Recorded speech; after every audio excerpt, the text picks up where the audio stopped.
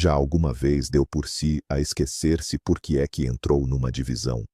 Ou demorou uma eternidade a encontrar a palavra certa durante uma conversa? A maioria de nós culpa o cansaço ou o stress por estes momentos. Mas onde é que está a linha que separa o esquecimento normal de um primeiro sinal de alarme? Hoje vamos falar sobre demência. E se eu lhe dissesse que o maior erro que cometemos é pensar que a demência é apenas ter uma memória fraca? É exatamente este equívoco que impede milhares de pessoas de identificar os verdadeiros sinais a tempo. Neste vídeo, vamos explicar tudo sobre a demência em linguagem simples. O que realmente é, quais são os sintomas iniciais que todos ignoram e, o mais importante, o que podemos fazer agora mesmo para proteger o nosso cérebro. Fique conosco, vai ser muito útil e esclarecedor. Comecemos pelo essencial. Afinal, o que é a demência? Muitas pessoas acreditam que é uma doença específica, como a gripe ou a diabetes. Mas isso não corresponde à verdade. A demência não é uma doença, é uma síndrome, ou seja, é um termo abrangente para um conjunto de sintomas causados por danos cerebrais. Imagine que o seu cérebro é um computador incrivelmente complexo e poderoso. A demência não é apenas uma falha num único programa. É um erro de sistema que afeta gradualmente o disco rígido, a memória RAM e até o processador.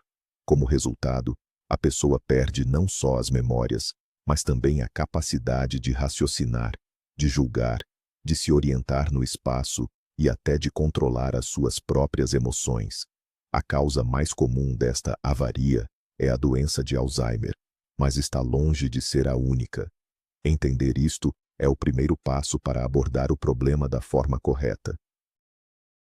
Portanto, a primeira coisa que temos de perceber é esta: a demência não faz parte do envelhecimento normal. É verdade que, com a idade, todos ficamos um pouco mais lentos. É natural que seja mais difícil reter novas informações ou que nos esqueçamos do nome daquele ator de um filme antigo. Isso é perfeitamente normal. A distinção crucial é que quando o envelhecimento é normal, estas mudanças não nos impedem de ter uma vida plena e autônoma. Ainda conseguimos gerir as nossas finanças, cozinhar e conviver com os amigos. A demência, por outro lado, é um processo patológico. O esquecimento torna-se tão grave que começa a afetar e a perturbar seriamente a vida diária. Uma pessoa pode esquecer-se de como usar o telefone, ou, pior ainda, perder-se no seu próprio bairro. Esta é uma diferença de natureza, uma diferença qualitativa. Imagine que temos dois caminhos. Um é uma descida suave e gradual, que representa o envelhecimento natural. O outro é um abismo, um precipício muito inclinado. É precisamente este precipício que simboliza a demência. Na gênese da demência está um processo profundamente trágico: a morte das nossas células cerebrais, os chamados neurônios. São estas células que controlam tudo o que somos: os nossos pensamentos, as nossas memórias, os nossos movimentos e as nossas emoções. Elas comunicam constantemente entre si através de sinais elétricos e químicos, formando uma rede de uma complexidade assombrosa. Na demência, esta rede vital começa a desmoronar-se. As ligações entre os neurônios são interrompidas e, em seguida, as próprias células acabam por morrer. E este processo, lamentavelmente, é irreversível. Se pudermos imaginar o nosso cérebro como uma cidade muito populosa, a demência seria uma espécie de epidemia misteriosa que faz com que bairros inteiros comecem a ser abandonados e as estradas que os ligam fiquem inutilizáveis. Consequentemente, esta cidade perde as suas funções e o seu habitante, a pessoa, perde, gradualmente, as suas capacidades. É por isso que diferentes tipos de demência afetam prioritariamente diferentes bairros do cérebro, o que explica a variação nos sintomas observados. É fundamental perceber que o termo demência funciona como um grande guarda-chuva. Dentro deste, agrupam-se mais de 100 doenças diferentes. A mais conhecida e, de longe, a mais comum é a doença de Alzheimer, que é responsável por cerca de 60 a 80% de todos os diagnósticos. Na doença de Alzheimer, ocorre a acumulação de duas proteínas anormais específicas no cérebro, a beta-amiloide e a proteína tau. Elas formam placas e novelos que são altamente tóxicos para os neurônios. Estas estruturas chegam a asfixiar as células cerebrais, impedindo o seu funcionamento e acabando por destruí-las. No entanto, há outras formas, como, por exemplo, a demência vascular, que é a segunda mais prevalente. Esta surge devido a problemas na circulação sanguínea cerebral, muitas vezes após um AVC, acidente vascular cerebral, ou uma sequência de micro-AVCs. Imagine que o nosso cérebro-cidade deixa de receber o fornecimento essencial de oxigênio e nutrientes. É como se os seus bairros começassem a morrer à fome. Mas atenção! Para além do Alzheimer e da demência vascular, há outras formas que são menos conhecidas. Por exemplo, a demência com corpos de Lewy. O que é que acontece aqui? Umas acumulações anômalas de proteína, os chamados corpos de Lewy, que se formam nas células do cérebro.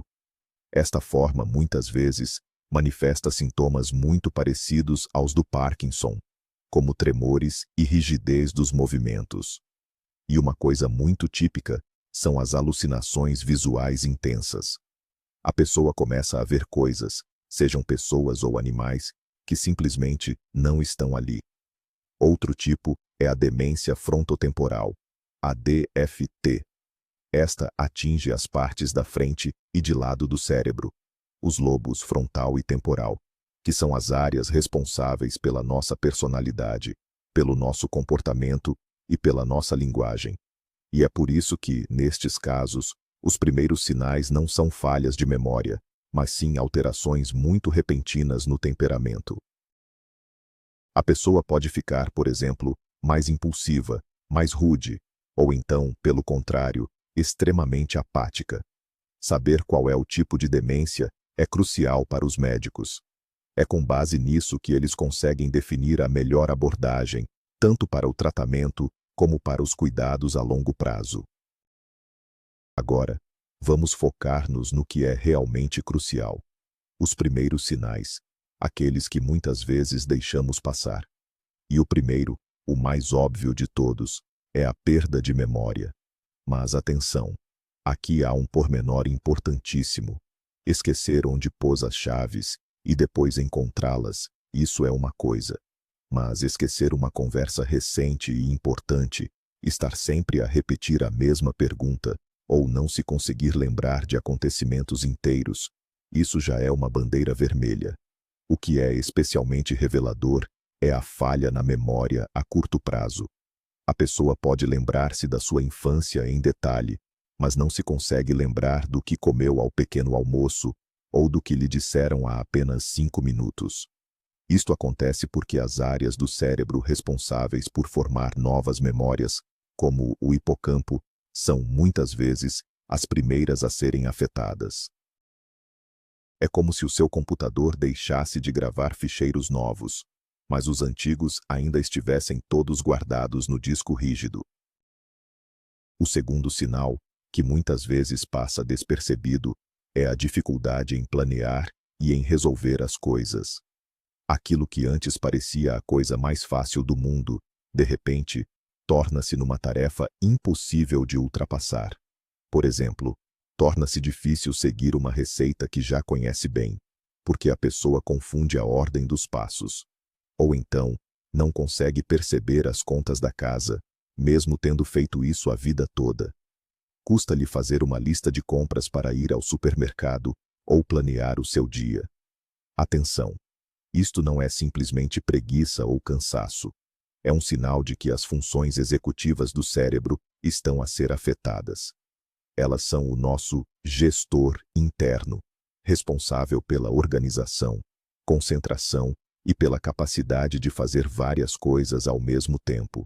Quando este gestor começa a falhar, tarefas simples do dia a dia transformam-se num verdadeiro quebra-cabeças, causando muita confusão e frustração na pessoa. O terceiro sinal de alerta é a dificuldade em realizar as tarefas mais rotineiras e habituais. Estamos a falar daquelas ações que fazemos em piloto automático, sem precisar sequer pensar. Uma pessoa com demência inicial pode, de repente, esquecer as regras de um jogo de cartas favorito, um jogo que praticava há décadas. Pode também perder-se no caminho para o supermercado ou a mercearia, um trajeto que faz diariamente. Uma senhora pode esquecer-se de como manusear a máquina de lavar roupa, e um homem pode já não se lembrar de como dar um nó na gravata. Isto acontece porque a demência perturba a chamada memória processual, a memória responsável pelas nossas competências e ações. O cérebro é como se perdesse as instruções de uso para as coisas mais habituais. Esta é uma experiência profundamente assustadora para a própria pessoa. Ela começa a sentir-se insegura, incapaz e até incompetente dentro da sua própria casa, num ambiente que sempre lhe foi familiar. O quarto sinal é a desorientação temporal e espacial. Isto é bem mais grave do que simplesmente esquecer qual é o dia da semana. Pessoas com um princípio de demência podem perder completamente a noção do tempo, confundindo as estações do ano. Podem acordar à meio da noite e começar a vestir-se para ir trabalhar, convencidas de que já é de manhã. Ou então, podem esquecer-se de onde estão e como ali chegaram, mesmo que estejam dentro da sua própria casa. A desorientação espacial também se manifesta quando a pessoa começa a ter dificuldade em orientar-se, mesmo em locais que lhe são muito familiares. Pode, por exemplo, perder-se na sua própria rua. Isto acontece devido a lesões nas partes do cérebro que são responsáveis pelo nosso mapa interno e pelo sentido de passagem do tempo. O mundo, para esta pessoa, transforma-se num lugar confuso e imprevisível, o que provoca uma forte ansiedade. O quinto sintoma, e que muitas vezes passa despercebido, são os problemas com a visão e a percepção do espaço. E não se trata apenas de ter a vista cansada ou de precisar de óculos novos. A questão é como o cérebro processa e interpreta aquilo que os olhos estão a ver. A pessoa pode ter dificuldade em ler, porque as linhas parecem saltar ou mover-se na página. Fica-lhe complicado avaliar distâncias, o que pode fazer com que, por exemplo, derrame água ou outras bebidas ao tentar acertar no copo. Pode também ser difícil distinguir certas cores ou reconhecer os rostos de pessoas que conhece bem. Por vezes, a pessoa pode até não reconhecer o seu próprio reflexo quando se olha ao espelho. Isto não é um problema nos olhos. É um problema no processador do cérebro, na área responsável por analisar a informação visual. Imagine que a câmera do seu telemóvel está perfeitamente bem, mas o programa que processa as fotografias está avariado e devolve uma imagem completamente distorcida. É mais ou menos isto que se passa na cabeça de alguém que está a desenvolver demência. O sexto sinal precoce está relacionado com a fala e a comunicação. A pessoa começa a ter cada vez mais dificuldade em manter uma conversa. Pode parar subitamente a meio de uma frase e esquecer-se completamente do que estava a dizer. Torna-se difícil encontrar as palavras certas. Em vez de dizer relógio, pode referir-se a ele como aquela coisa no pulso que diz as horas. O seu vocabulário torna-se mais pobre e o discurso fica muito hesitante ou truncado. Pode repetir histórias ou perguntas vezes sem conta, sem se aperceber que já as tinha contado ou perguntado. Consequentemente, a comunicação com outras pessoas transforma-se num grande desafio. Por isso, começa a evitar o convívio e isola-se, o que só agrava o problema. Isto acontece porque a demência atinge os centros de linguagem no cérebro, minando a nossa capacidade de expressar pensamentos e de compreender os outros. E, finalmente, o sétimo sintoma, e talvez o mais doloroso para quem está perto, é a alteração da personalidade e do humor. A pessoa que conheceu a vida toda, de repente, é outra. Alguém sociável e alegre pode tornar-se fechado e apático. Quem era calmo e ponderado pode ficar desconfiado, ansioso ou até mesmo agressivo. Pode ter mudanças de humor muito repentinas, sem que haja uma razão aparente. Num momento está a rir, no minuto seguinte está a chorar. Pode mostrar-se indiferente àquilo que antes amava, abandonando os seus passatempos e hobbies. Estas alterações são causadas pela lesão nos lobos frontais do cérebro, que são as áreas que controlam as nossas emoções e o comportamento social. Os familiares muitas vezes pensam que a pessoa está a fazer isto de propósito ou por maldade, mas na verdade, ela não consegue controlar o seu comportamento. É a doença que está a falar por ela. Agora, passemos a falar das causas e dos fatores de risco.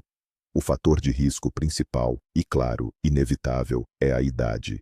Quanto mais envelhecemos, maior é a probabilidade de desenvolver demência. A partir dos 65 anos, o risco chega a duplicar, mais ou menos, a cada 5 anos. Mas atenção, é fundamental lembrar: a demência não é sinônimo de envelhecer. A maior parte das pessoas mais velhas não chega a sofrer de demência. A idade apenas aumenta a probabilidade, mas não funciona como uma causa direta. O segundo fator imutável é a genética. Ter familiares próximos com a doença de Alzheimer aumenta um pouco os seus riscos individuais. Existem genes específicos, como o gene APOE4, que estão associados a um risco mais elevado. No entanto, mesmo que tenha um gene considerado mau, isso não significa que irá, obrigatoriamente, desenvolver a doença. Este é apenas mais um dos muitos fatores nesta complexa equação da saúde do cérebro. A boa notícia é que há imensos fatores de risco sobre os quais podemos, e até devemos, agir. E aqui aplica-se a regra de ouro. O que faz bem ao coração, faz bem ao cérebro. O nosso cérebro é um órgão incrivelmente exigente e guloso. Ele consome cerca de 20% de todo o oxigênio e das calorias, mesmo que represente apenas 2% do nosso peso corporal. Para funcionar na perfeição, é crucial ter um excelente fornecimento de sangue. É por isso que qualquer problema no sistema cardiovascular atinge ou afeta diretamente o cérebro.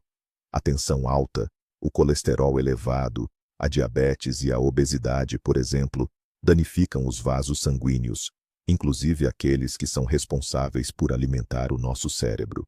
Isto aumenta o risco, não só da demência vascular, mas também da doença de Alzheimer. A nossa próxima categoria de fatores de risco controláveis é o estilo de vida. O tabaco é um dos maiores inimigos do nosso cérebro. Fumar estreita os vasos sanguíneos, aumenta a tensão arterial e enche o sangue de toxinas. O consumo excessivo de álcool também é muito tóxico para os neurônios e pode levar a um tipo específico de demência. Uma má alimentação, rica em açúcar, gorduras saturadas e produtos processados, contribui para a inflamação e o estresse oxidativo em todo o corpo, incluindo no cérebro. Por outro lado, dormir bem é essencial. É durante o sono que o nosso cérebro se limpa, literalmente, de resíduos tóxicos. Isto inclui a remoção do beta-amiloide, que é aquela proteína que se acumula na doença de Alzheimer. A falta crônica de sono interfere com este processo de limpeza e aumenta significativamente os riscos. Outro fator importantíssimo são os traumatismos na cabeça. Cada pancada séria que leve à perda de consciência deixa a sua marca e aumenta o risco de desenvolver demência no futuro. Por isso, é fundamental cumprir as regras de segurança. Usar o cinto no carro, pôr o capacete se andar de bicicleta ou de patins, e ter muito cuidado para evitar quedas, principalmente à medida que envelhecemos. Os estudos também apontam para uma ligação entre a perda de audição e o risco de demência. Quando ouvimos mal, o nosso cérebro gasta mais recursos e energia a tentar decifrar os sons e sobra menos para outras tarefas cognitivas. Além disso, os problemas de audição levam muitas vezes ao isolamento social, o que, por si só, é um fator de risco. E pronto, chegamos à parte mais fascinante, a nossa reserva cognitiva. Imaginem o vosso cérebro como se fosse um músculo. Quanto mais o exercitam, mais forte e resistente ele se torna. A reserva cognitiva é, na verdade, a margem de segurança do nosso cérebro, aquele fundo de maneio que vamos acumulando ao longo da vida. É esta reserva que ajuda o cérebro a resistir durante mais tempo a certas alterações patológicas. Mesmo que já estejam a começar processos que levariam à demência, um cérebro forte e com uma boa reserva consegue compensar esses danos. Ele encontra novos caminhos alternativos para a transmissão dos sinais. Isto significa que uma pessoa com uma reserva cognitiva elevada pode adiar os sintomas de demência por muito mais tempo do que alguém com uma reserva mais baixa, mesmo que o dano no cérebro seja o mesmo. Esta é a nossa principal e mais importante proteção. Mas afinal, como é que se constrói essa tal reserva cognitiva? A resposta é fácil. É preciso aprender e estudar a vida inteira. Qualquer atividade mental mais desafiante cria novas ligações no cérebro e fortalece as que já existem. Aprender línguas estrangeiras, tocar um instrumento, resolver enigmas e quebra-cabeças, ler livros mais complexos ou começar um novo hobby. Tudo isto ajuda imenso. O importante é que a tarefa seja realmente nova para si e que exija algum esforço. Resolver as mesmas palavras cruzadas todos os dias, com o tempo, deixa de ser um treino eficaz. O nosso cérebro precisa de ser desafiado. É como ir ao ginásio. Para que os músculos cresçam, é preciso aumentar a carga de forma gradual. Com a cabeça, é exatamente igual. Nunca é tarde demais para começar a aprender algo novo. A atividade social não é menos importante. O ser humano é, por natureza, um ser social. A comunicação e a interação com outras pessoas são um desafio cognitivo complexo.